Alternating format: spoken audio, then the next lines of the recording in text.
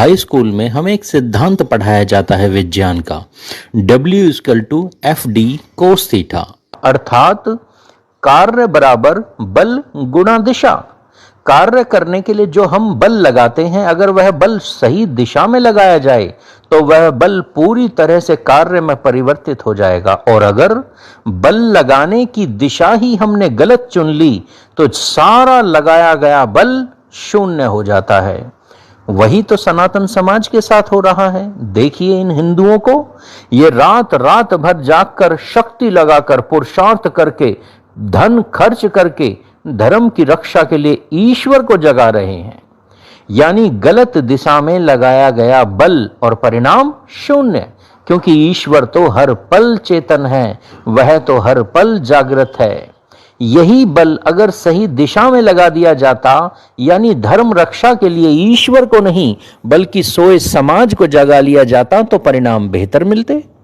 अब इन भाइयों को देखिए, 150 किलो की कांवड़ शिव पर चढ़ाकर शिव जी को प्रसन्न करके धर्म रक्षा का प्रयास कर रहे हैं, यानी फिर से गलत दिशा में लगाया गया बल। भगवान शिव युद्ध कला के भगवान हैं।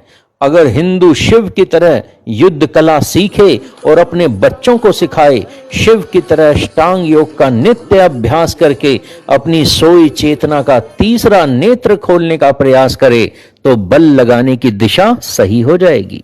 मित्रों देखिए, कोई एक हाथ उठाकर तो कोई एक पैर ऊपर उठाकर तपस्या कर रहा है। बाबाओं ने हमें मौला अली के भजन सिखा दिए, मजार पूजा सिखा दी, साईं बाबा अर्थात एक जिहादी चांद मियां की भक्ति सिखा दी। लाखों खर्च करके भी परिणाम वही, ढाक के 3 पात।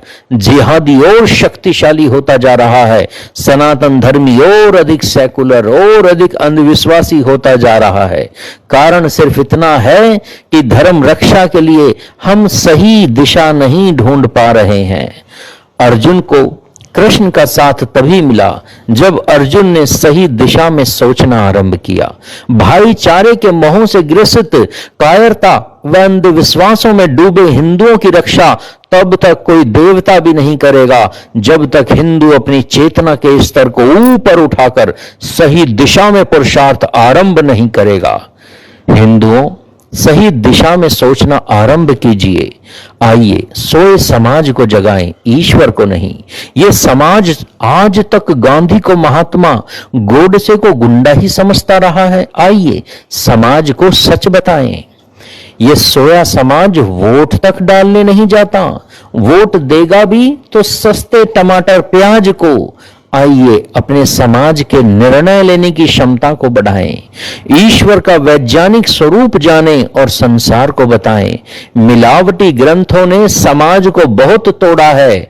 आइए मित्रों, विशुद्ध गीता, रामायण, महाभारत, विशुद्ध मनुस्मृति पढ़ें, अष्टांग योग का अभ्यास जीवन में आरंभ करें, अपनी चेतना के स्तर को, निर्णय लेने की क्षमता को कुछ ऊंचा उठाए।